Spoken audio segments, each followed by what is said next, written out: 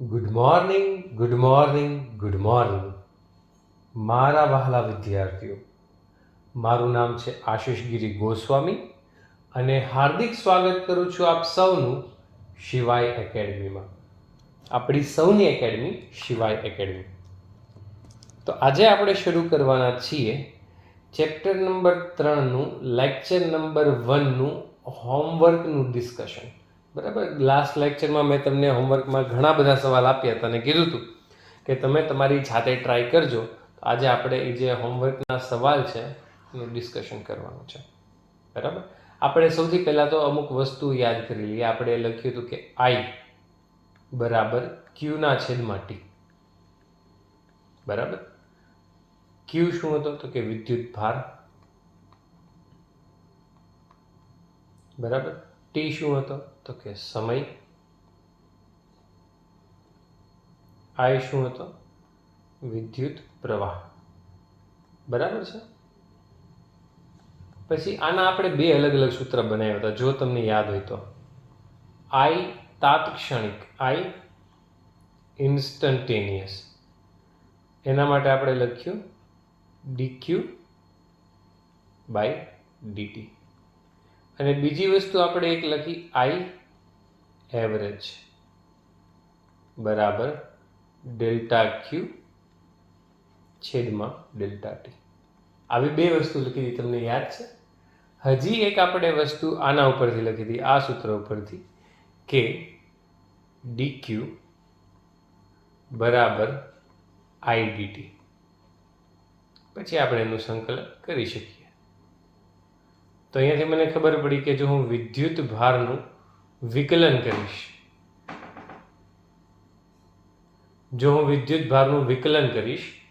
તો મને વિદ્યુત પ્રવાહ મળશે. અને જો હું વિદ્યુત પ્રવાહનું સંકલન કરીશ, તો મને શું મળશે? વિદ્યુત ભાર. બરાબર છે.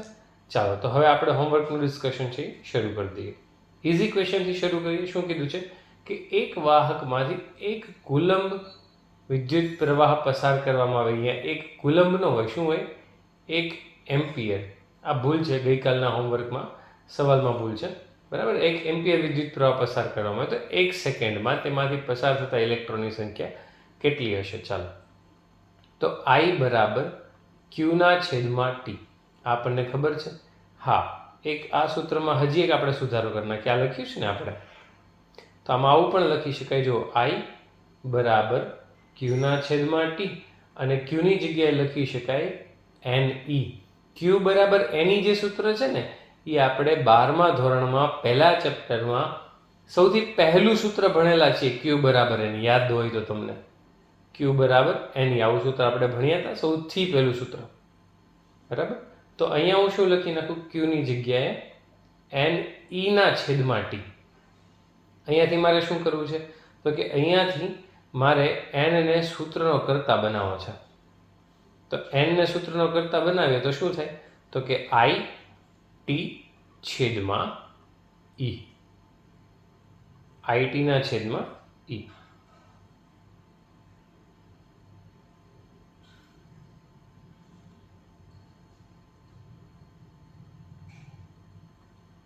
આઈટીના છેદમાં ઈ. બરાબર, તો આઈ થઈ ગયો 1 એમ્પિયર, સમય થઈ ગયો 1 સેકન્ડ, અને વિદ્યુત ભાર થઈ ગયો 1.6 ગુણ્યા 10⁻⁹ ઘાત કુલમ. 10⁻⁹ ઘાત કુલમ. આ રોજ મારી સાથે કોઈક ના કોઈક આંકડા બાબતે તકલીફ તો કરે જ છે. તો અહીંયાથી મને મળી જશે સંખ્યા.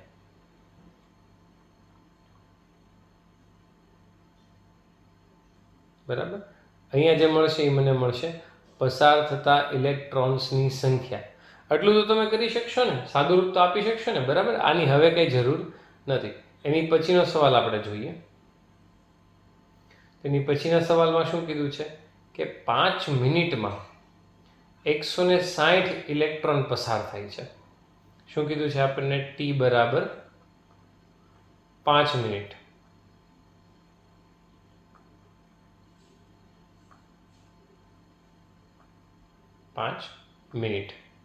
બરાબર. 5 મિનિટમાં કેટલા ઇલેક્ટ્રોન પસાર થાય છે? 160. क्या बात कर रहे पांडे जी. 5 મિનિટ અને n બરાબર 160 ઇલેક્ટ્રોન. આ 160 જે છે ને એ સંખ્યા છે, એની પાછળ કોઈ એકમની આ એક વસ્તુ ખાસ ધ્યાન રાખજો. તો સૂત્ર લખીએ ચાલો. I બરાબર n e/t. સાદુરૂપ આપી દઈએ અહીંયાથી તો શું મળશે આપણને? I બરાબર સંખ્યા કેટલી છે? 160. e કેટલો છે? તો કે 1.6 ગુણ્યા 10⁻19 અને t કેટલો છે? તો કે 5 મિનિટ. 5 મિનિટમાં નહીં ચાલે તો એને ગુણ્યા 60 કરી નાખીએ, સેકન્ડ થઈ ગઈ. આનું સાદુરૂપ આપીએ, જે મળી આપણો જવાબ થઈ જશે એમ્પિયરમાં. બરાબર. હવે કેલ્ક્યુલેટરનો ઉપયોગ તો તમે કરી શકો, એવી નાના છોકરા જેવી વસ્તુ હવે હું તમને નથી શીખડાવતો. બરાબર. ચાલો એની પછીનો સવાલ કરીએ. How many number of electrons per second pass through a section of wire carrying current 0.7 ampere. એટલે એવું કહે છે, કવિ કહેવા માગે છે કે જો I બરાબર 0.7 એમ્પિયર હોય, કવિ શું કહે છે? જો I બરાબર 0.7 એમ્પિયર હોય તો n કેટલો હશે?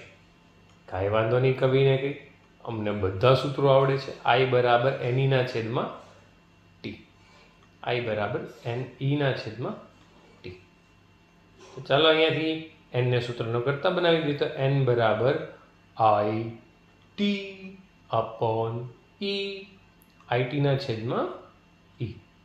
તો બસ પ્રવાહ કેટલો કીધો આપણને?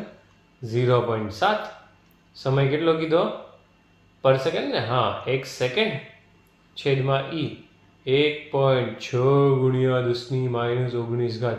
બોલો, આવો સવાલ સિંગેજમાં આપેલો છે. એટલે જો કે આ તો બેસિક કોન્સેપ્ટ બિલ્ડ કરવાવાળી વાત છે, બાકી એ છે નહીં, પણ તમે સમજી શકો છો. બરાબર કે સવાલ જે છે એ એટલા બધા ટફ નથી, અત્યાર સુધી તો નથી આવ્યા. ચાલો, હવે એવું કહે છે કે 7.5 એમ્પિયર જેટલો પ્રવાહ જે છે એ મેન્ટેન કરીને રાખેલો છે એક વાયરમાં 45 સેકન્ડ સુધી. તો I આપ્યો છે આપણને. कितना है वो? I है 7 × 5 है. What 7 × 5? 7.5. क्या पांडे जी आप भी? T बराबर चुलबुल पांडे. ચાલો, કેટલો વિદ્યુત ભાર પસાર થાય પૂછ્યું છે ને, કયું સૂત્ર લગાડવું જોઈએ? ઈજી છે. હા, ઈજી છે, કાંઈ માથાકૂટ છે નહીં એમાં. I બરાબર Q/T. તો અહીંયાથી મને શું મળશે? સૌથી પહેલાં તો Q બરાબર IT. I કેટલો છે? 7.5 ગુણ્યા T છે 45 સેકન્ડ. જો સમય છે સેકન્ડમાં જ છે, અહીંયા જે મારો જવાબ આવશે એ આવશે કુલમમાં. બરાબર. ચાલો, સવાલનો બીજો ભાગ. How many electrons flow through wire? n પૂછ્યો છે. n કેટલો છે? n માં કંઈ મૂંઝાવાની જરૂર હોય? Q બરાબર ne. Q ઉપર કાઢ્યો ને, તો જો તો એનો ઉપયોગ કરી શકાય અહીંયા. n બરાબર Q/E. જુઓ તો Q આવો લખી શકાય, 7.5 ગુણ્યા 45 અને એને ભાગ્યા E, 1.6 ગુણ્યા 10⁻19. તો અહીંયાથી મને જે જવાબ મળે છે એ શું છે? તો કે ઇલેક્ટ્રોનની સંખ્યા. બરાબર. ચાલો, સાદુરૂપ આપી દેજો. છે ને ઈજી દાખલા, કાંઈ માથાકૂટ છે નહીં. તમે આ વિડીયોને fast forward 2x 3x 5x તો બહુ વધારે થઈ જાય, પણ 2x કરીને જોઈ લેજો. બરાબર. આમાં તમે સોલ્યુશન કરેલા જ હશે. જે તમને ન આવડે એ તમારે જોવાના રહે, બાકી તો તમે કરેલા છે. ચાલો, એની પછીનો સવાલ શું કહે છે કે જો 0.6 મોલ, શું કહે છે? 0.6 મોલ ઇલેક્ટ્રોન પસાર થાય છે એક વાયરમાંથી 45 મિનિટ માટે, તો કેટલો વિદ્યુત ભાર પસાર થાય છે તારમાંથી? અને વિદ્યુત પ્રવાહનું મૂલ્ય કેટલું હશે? તો સૌથી પહેલાં તો આપણને અહીંયા એન આપ્યો છે. એન શું કીધું છે? તો કે 0.6 મોલ. એનો મતલબ શું કરવાનો છે? તો કે 0.6 ગુણ્યા, કેમેસ્ટ્રીવાળાને વધારે સારી રીતે આવડશે, 6.022 ગુણ્યા 1023 ઘાત. આટલા ઇલેક્ટ્રોન છે મારી પાસે. સમય કેટલો છે? 45 મિનિટ. તો શું પૂછ્યું છે મને? કા પૂછા है हमको? આપણને પૂછ્યું છે કે કેટલો વિદ્યુત ભાર પસાર થશે, ટોટલ ચાર્જ પાસ થ્રુ. તો એની માટે લખી દઈએ ક્યુ બરાબર એની. તો 0.6 ગુણ્યા 6.022 ગુણ્યા 1023 ગુણ્યા 1.6 ગુણ્યા 10 - 19. ચાલો, પછી બીજું શું પૂછ્યું છે? Magnitude of current. શું પૂછ્યું છે? બી બરાબર, બીમાં પૂછ્યું છે આઈ બરાબર ક્યુના છેદમાં ટી. બસ આ મેગ્નિટ્યુડ ઓફ કરંટ થઈ ગયા. આમાં તો હું બીજું વિચારવાનું હોય. ક્યુ એટલે એન ઈના છેદમાં ટી. જો તો એની તમે અહીંયા કાઢ્યું છે, અહીંયા તમને જવાબ કેવા મળશે? કુલંબમાં. આ જવાબને તમારે અહીંયા મૂકી દેવાનો છે, તો મળી જશે તમને આઈ બરાબર 0.6 ગુણ્યા 6.022 ગુણ્યા 1023 ગુણ્યા 1.6 ગુણ્યા 10 - 19 અને આખાના છેદમાં સમય કેટલો આપ્યો છે? 45 મિનિટ. મિનિટમાં ચાલે? ન ચાલે. તો કે 45 ગુણ્યા 60. આના બરાબર જે આવે સાદું રૂપ આપો એ તમારો પ્રવાહ થઈ જશે એમ્પિયરમાં. આ જે 4-5 સવાલ હતા એની માટે કેલ્સી વાપરી શકાય છે. બરાબર, હું તમને કહીશ જે કેલ્સી વગરના દાખલા આવશે ને એની માટે હું તમને જાણ કરીશ, પણ આમાં કેલ્સી વાપરી શકાય છે, એમાં કોઈ વાંધો નથી. ચાલો, એની પછીનો સવાલ શું કહે છે કે એક વાયરમાંથી કરંટ જે છે ને I બરાબર 4t અનુસાર બદલાય છે. જોજો, વિદ્યુત પ્રવાહ જે છે I is a function of time. વિદ્યુત પ્રવાહ જે છે એ સમયનું વિધેય છે. અહીંયા 4 + 2t આવું કીધું છે આપણને.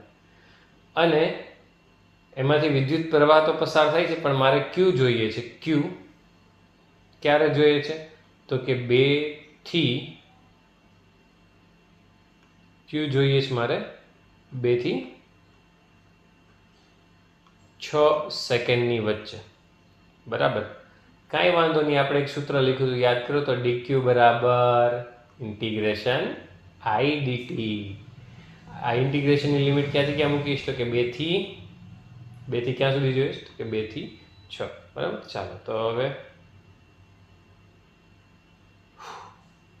બહુ ગરમી છે, બાકી ગજબ આ વર્ષે તો ગરમી રેકોર્ડ તોડી નાખ્યો છે. સંકલન 2 થી 6 2 to 6 4 + 2t dt. ચાલો, 4 + 2t નું ઇન્ટિગ્રેશન કરતા આવડે તો 4 + 2t નું ઇન્ટિગ્રેશન થયું 4t + 2t² / 2 ફ્રોમ 2 to 6. અને આપણે અહીંયા લઈને આવીએ થોડું ઉપર. 4 પ્લસ આ થઈ ગયું 4t + t² 2 to 6. Upper limit minus lower limit. તો I બરાબર 4 × 6 = 24, 6 મૂકવું એટલે 24 વત્તા 6 × 6 = 36 -4 × 2 = 8 -2 × 2 = 4. ચાલો, સાદું રૂપ આપી દો તો જવાબ આવશે 48 કુલમ્બ. વાત સમજમાં આવી તમને?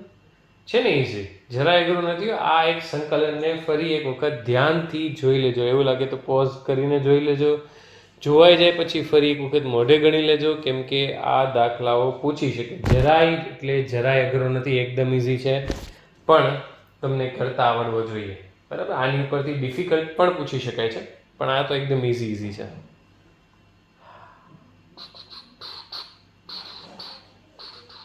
જો આ એકદમ એની જેવો, એકદમ એની જેવો, એનો ભાઈ જ છે માનો ને, આઈ બરાબર આઈ નોટ વત્તા આલ્ફા ટી, આવું આપ્યું છે.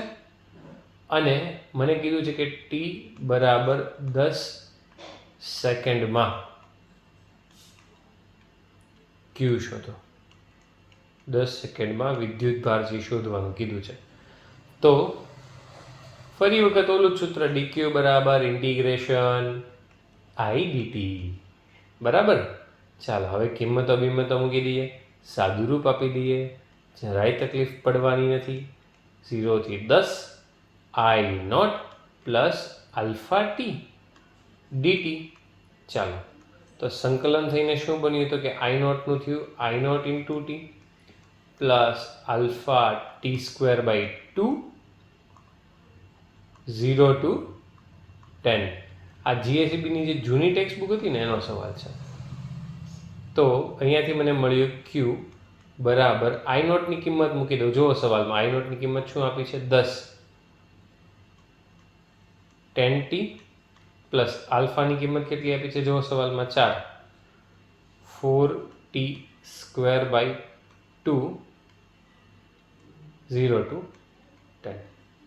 ચાલો અપર લિમિટ લોઅર લિમિટ મૂકી દઈએ એટલે 10 10 100 વત્તા 2 દુ 4 એટલે 10 નો વર્ગ 100 ગુણ્યા 2 તો 200. અને 0 વાળી લિમિટ મૂકવાની જરૂર નથી, એમાંથી કંઈ આવવા નથી. તો 100 વત્તા 200 જવાબ આવ્યો 300. આ થઈ ગયો 300 કુલંબ. જવાબ મળી ગયો 300 કુલંબ. ચાલો એની પછીનો સવાલ જોઈએ. ઇજી છે, not to worry. What a busy day. પ્રવાહ કેટલો મળે છે મને? 10 માઇક્રો એમ્પિયર. તો 1 મિનિટમાં અથડાતા ઇલેક્ટ્રોનની સંખ્યા શોધો, વિદ્યુત ભાર શોધો. ચાલો પહેલો સવાલ, દર સેકન્ડે અથડાતા ઇલેક્ટ્રોનની સંખ્યા જણાવો. આઈ માટે લખી નાખીએ આપણે જૂનું અને જાણીતું સૂત્ર, એનીના છેદમાં ટી. એનીના છેદમાં ટી મૂકીએ એટલે અહીંયાથી એનને સૂત્રનો કરતા બનાવી દઈએ.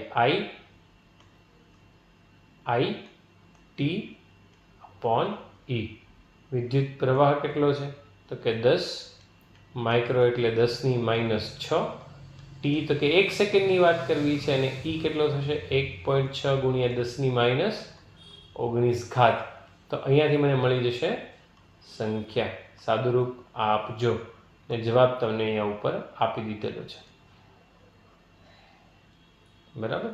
ચાલો તો દર સેકન્ડે એટલા ઇલેક્ટ્રોન છે એ સપાટી પર આવશે, બરાબર. પછી કીધું છે કે 1 મિનિટમાં કેટલો વિદ્યુત ભાર અથડાશે.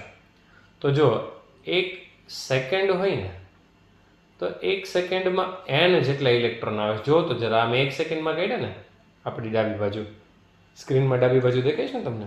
1 સેકન્ડમાં કેટલા ઇલેક્ટ્રોન આવે છે મેં કાઢ્યું. તો એક કામ કરું તો હું જો અહીંયાથી 60 સેકન્ડની ગણતરી કરી નાખું તો 60 સેકન્ડમાં કેટલા આવે? 60 સેકન્ડમાં કેટલા ઇલેક્ટ્રોન આવે તો કે 60n, બરાબર. તો ક્યુ બરાબર કેટલા થયા? 60n.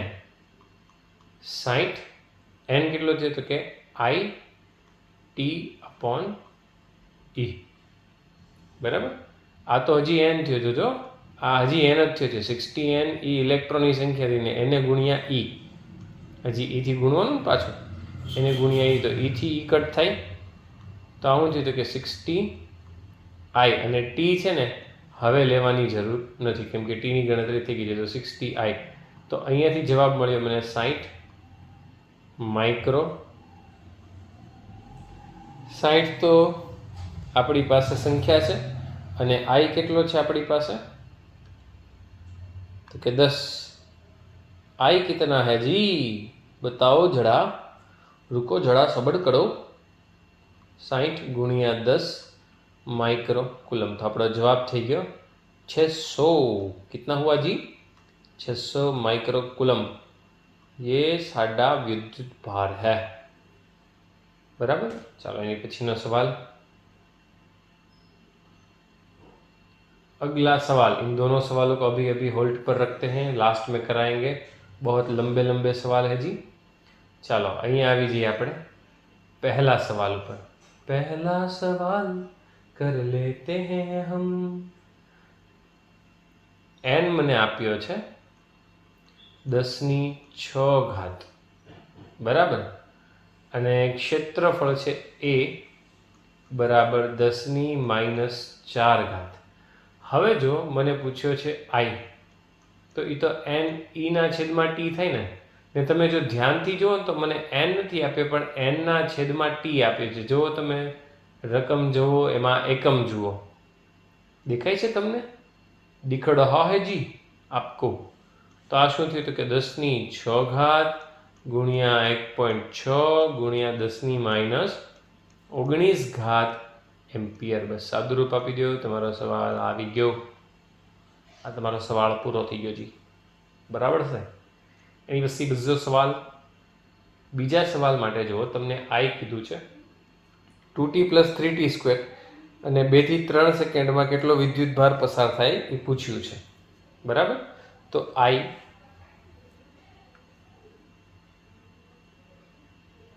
બરાબર 2t + 3t²।